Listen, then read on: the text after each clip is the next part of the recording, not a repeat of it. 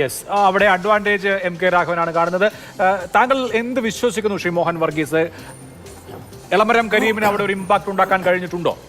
LDF ജയിക്കുന്ന മണ്ഡലങ്ങളിൽ ഒന്നായിരിക്കുമോ Kozhikode?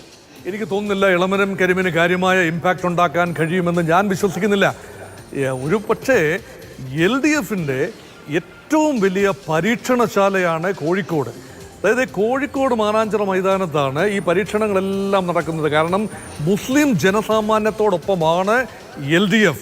UDF സംവിധാനത്തേക്കാൾ കൂടുതൽ മുസ്ലിം വിഷയങ്ങൾ ആവിഷ്കരിച്ച് നടപ്പാക്കാൻ കഴിയുന്നതും കട്ടയ്ക്ക് കൂടെ നിൽക്കുന്നതും ഞങ്ങളാണ് എന്ന് തെളിയിക്കാനുള്ളൊരു ശ്രമമാണ്.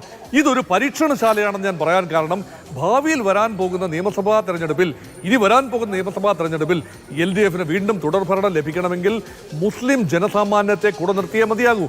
കേരളത്തിലെ ഏറ്റവും വലിയ ഹിന്ദു പാർട്ടി CPM തന്നെയാണ്, BJP അല്ല. പക്ഷേ ആ സ്ഥാനത്തേക്ക് BJP പയ്യെ എത്തുകയാണ്.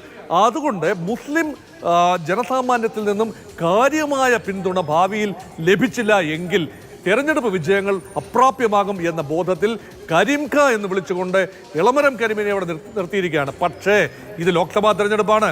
തീർച്ചയായും ലോക്സഭയിലേക്ക് ഒരു UDF കാൻഡിഡേറ്റിനെ വിടാൻ മാത്രമേ കേരളത്തിലെ മുസ്ലിങ്ങളായ ആളുകൾ തയ്യാറാവൂ എന്ന് തന്നെയാണ് എനിക്ക് തോന്നുന്നത്. അതായത് ഈ കരീംഖ എന്ന് പറയുന്നതിൻ്റെയൊക്കെ ഒരു പൊരുളൊക്കെ തിരിച്ചറിയാൻ തക്ക ഒരു ബോധം കോഴിക്കോട്ടെ പ്രബുദ്ധരായ ജനവിഭാഗങ്ങൾക്കുണ്ട് എന്ന് തന്നെയാണ്. അതുകൊണ്ട് അത് വർഗീയമായിട്ടൊന്നും ചിന്തിക്കില്ല.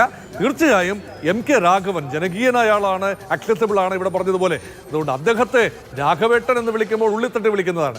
കരീംഖ എന്ന് വിളിക്കുന്നത് അതൊരു സംജ്ഞ ചാർത്തി കൊടുക്കുകയാണ്. അതുകൊണ്ട് രാഘവേട്ടൻ എന്നിക്കൂടി പാലിക്കാനുള്ള എല്ലാ സാധ്യതയും കാണുന്നു. കഴിഞ്ഞ പ്രാവശ്യത്തെ ഭൂരിപക്ഷത്തിൽ നിന്നും കുറവ് വരാൻ സാധ്യതയുണ്ട്. MT രമേശ് എന്നാൽ കഴിഞ്ഞ പ്രാവശ്യത്തെക്കാൾ മെച്ചപ്പെട്ട പ്രകടനം കോഴിക്കോട് കാഴ്ചവെക്കാൻ എല്ലാ സാധ്യതയും കാണുന്നുമുണ്ട്.